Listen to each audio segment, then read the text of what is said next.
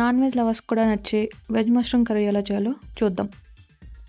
6-7 spoons oil తీసుకొని అందులోకి కొద్దిగా వడియం యాడ్ చేసుకోండి. వడియం ప్లేస్లో ఆవాలు కూడా తీసుకోవచ్చు. కట్ చేసిన మిర్చి, అలాగే ఇలా సన్నగా కట్ చేసుకున్న ఆనియన్స్ యాడ్ చేసుకోండి. ఆనియన్స్ ఇలా కొద్దిగా కలర్ చేంజ్ అవ్వాలి. ఆ తర్వాత అల్లం వెల్లుల్లి పేస్ట్ 2 స్పూన్స్ యాడ్ చేసుకోండి. కొద్దిగా కరివేపాకు కూడా యాడ్ చేసుకోండి. ఇందులోకి ఒక పావు స్పూన్ పసుపు కూడా యాడ్ చేసి ఫ్రై చేయండి. 5-6 మీడియం సైజ్ టొమాటోస్ తీసుకొని ఇలా పేస్ట్ చేసుకోండి. ఈ పేస్ట్ని కూడా యాడ్ చేసి 1 స్పూన్ ధనియాల పొడి, 2 స్పూన్స్ కారం పొడి యాడ్ చేసుకొని ఫ్రై చేసుకోవాలి. 1.5 స్పూన్ సాల్ట్, అలాగే 1/2 స్పూన్ గరం మసాలా కూడా యాడ్ చేసుకోండి. టొమాటో పేస్ట్ అలాగే యాడ్ చేసిన మసాలాలన్నీ కలిసి బాగా ఫ్రై అవ్వాలి.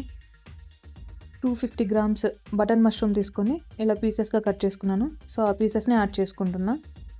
మష్రూమ్లో కూడా వాటర్ కంటెంట్ ఉంటుంది, సో కర్రీకి అదే సరిపోతుంది. లేదు ఇంకా కొద్దిగా గ్రేవీ కావాలనుకుంటే మీరు కొద్దిగా వాటర్ కూడా యాడ్ చేసుకొని ఫ్రై చేసుకోండి.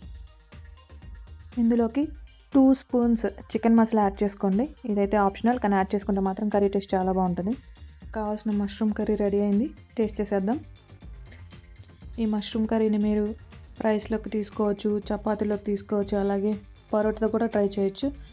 నా ఫేవరెట్ కాంబినేషన్ అయితే పరోటా విత్ దిస్ కర్రీ. మీరు కూడా ట్రై చేసి ఎలా ఉందో కామెంట్ సెక్షన్లో పింక్ చేయండి. Thank you.